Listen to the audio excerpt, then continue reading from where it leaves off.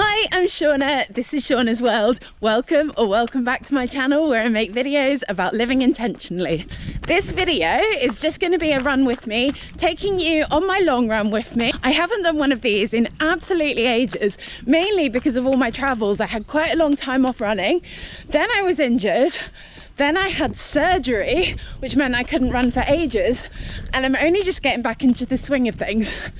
But at the moment, I'm at a little weekend retreat at a place called Devon, and there's a video about that too. And I'm taking some time out to go for my long run.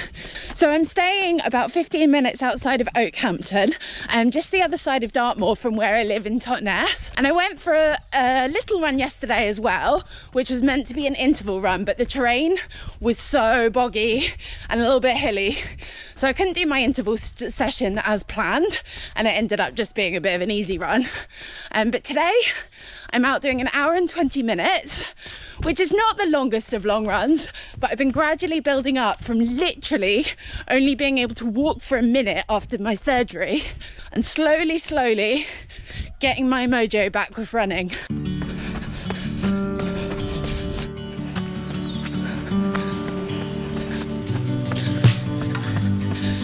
So I wanted to share a bit of where I am with my running at the moment, because I think the last running vlog I shared on here was when I ran my 50k ultramarathon on the Thames Path last year.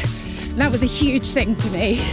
First ultra, way out of my comfort zone. I'd been quite unwell, so it wasn't easy, but I got round and I was really proud, and I had a good time, most importantly.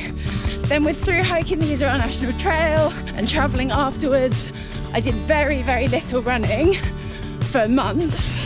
I did a little bit when I was in New Zealand and Thailand, then got a hip injury, then was doing a lot of physio, was just starting to bounce back from the hip injury, slowly, when I had my dermoid cyst, which meant I had open surgery and was out of action for, well, pretty much 4 to 6 weeks before I was running again. And even then it was tiny intervals, really gradually building up. Now, during that time I was resting in bed, unwell, unable to do anything. I did what any reasonable runner would have done and spent my time researching races and deciding what I was going to do once I was better. I knew I needed to have goals to aim for because I could do so little, and I'd lost everything in my fitness and strength, and wanted to get back to something I could get excited about. So my race plans over the next couple of years have chopped and changed a lot and might change again, but I'd known in my heart that something I'd really love to do at some point is a 100k ultramarathon. I am such a long way off that now, and I've always been a long way off that. I've never even been close. But I'm setting myself a goal in 2025 of trying to do the Mozart 100, which is 105 kilometers in the Austrian Alps around Salzburg. Okay, we have a start. Oh, what I'm gonna say. Got it. We gotta be safe while filming. I think is this even right? I think this is right. This is very uneven ground. I don't know if I should be running and filming, but I'll try my best. So yeah, aiming for 2025, this Mozart 100. And then my race schedule, I'm hoping for, building up to that. Oh God, I had to switch hands because I am not fit enough for this. Oh, it's very rutted here. So I'm doing the Lakeland 50 miles in the Lake District next July. So that was a ballot place, and it was my first time entering the ballot, and I was successful. And then I'm also gonna do the Carsington half marathon in this December, which will be my first half marathon back and the furthest I've run in a while. And then I'm aiming to do the half marathon that's part of the Trans Gran Canaria, which is a big running festival in Gran Canaria, And someone in my running club is having their 30th birthday running the race. So I want to try and join, but I don't know for sure that I can make it work, but I'm hoping to do that. And there's nearly 2,000 meters of elevation, so that will really help me practice with elevation for the Lakeland 50. And then on my birthday next year, I want to do another 50k. I think the race is called Winding Paths or something.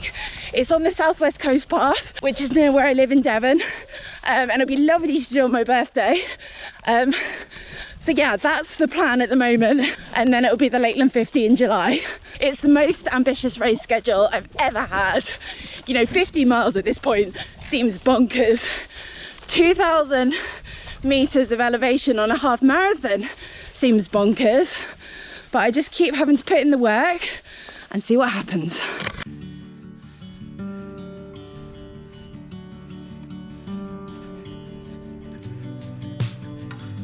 Okay, this part is very, very boggy. I came through here yesterday on my so-called interval run.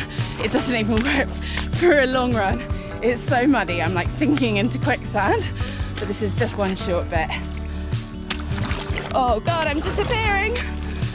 Oh, we have a whole field full of sheep, which is utterly joyful. One of the utter joys about moving to Devon, these moments that remind me, wow, this is real. I live in the countryside now. Running in Devon has really been a bit of a rude awakening for me, because when I was in London, I ran almost exclusively on the towpath, which is very, very flat, or a little bit in Richmond Park, which had a couple of hills, but not a whole lot. And now I'm getting used to very hilly terrain, which is obviously great practice for the Lakeland 50 or for the Gran Canaria half marathon, because I'm not used to elevation.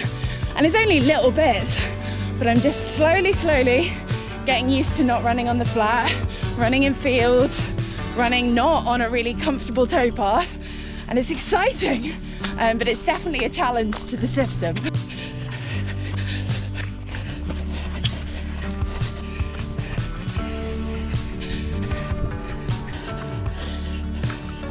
Okay, I reached the end of a field where the map said I should have been able to get through, and I can't find a gateway in the barbed wire to get past. I hope there's something at the top.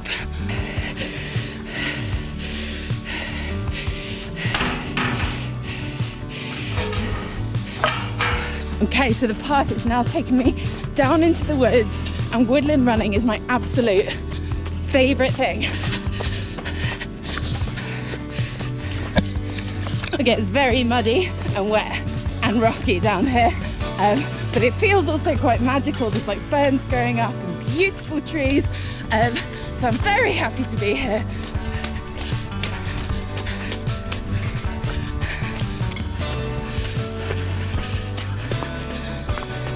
So one other thing I'm really proud of with my running at the moment is my consistency. And so historically, consistency, my training plan, has been the hardest thing for me.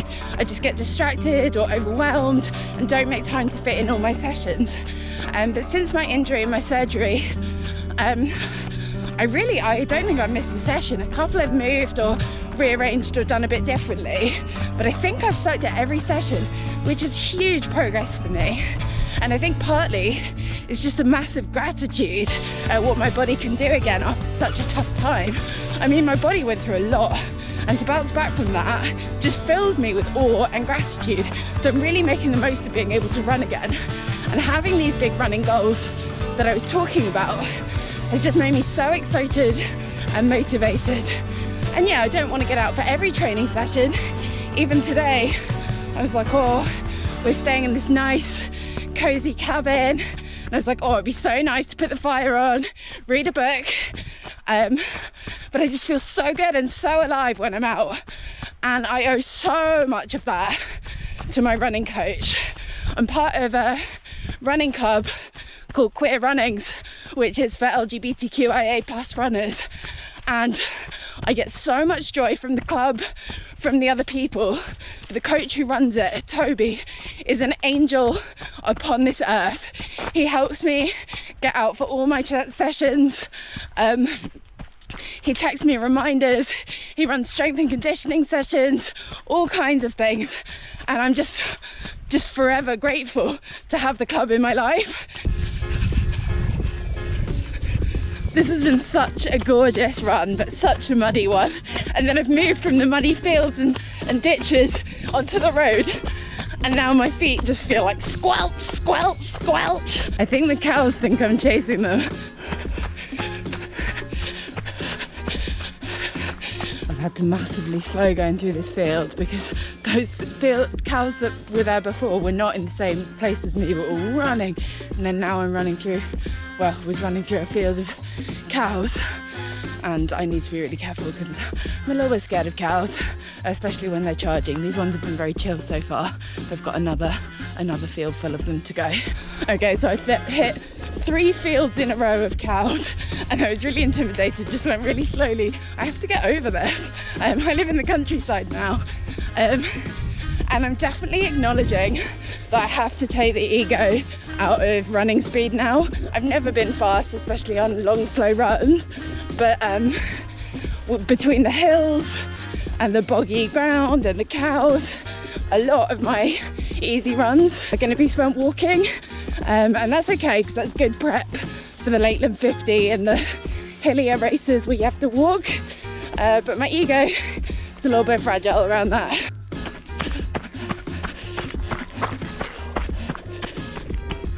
Oh my god, that last field was so anxiety inducing. I was running along and then suddenly realised I was in a field with cows, which I hadn't realised, and the cows were charging not towards me but kind of alongside me, running with me. So then I stopped to a walked through really slowly, and they were just kind of following. I think they were just curious, but I am anxious with cows. One of my mum's neighbours got trampled by cows and he survived, but he was really affected. And I know cows do kill a fair number of people, so I just am very wary with them. And they were fine and I got through it. But this run has been an adventure. I've reached my hour and 20 minutes, so I'm just gonna walk the rest of the route back to where I'm staying. Okay, the last little bit of this route is along the road. I'm really nearly back at where I'm staying, just walking the last bit. So I'm going to finish the vlog here, but I just wanted to say thank you so much for watching. I've really enjoyed making this, just taking you along on my run and I guess this is the first long run I've done in a while that's felt a bit like an adventure. And yeah, the cows, the mud, and this is Devon life. This is what my runs are going to be like.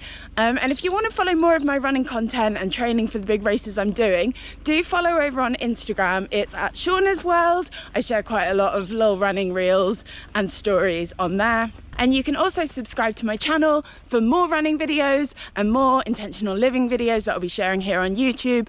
And don't forget to give the video a thumbs up if you enjoyed watching. Thank you for being here. I've loved having you here, and I'll see you in the next one. Bye.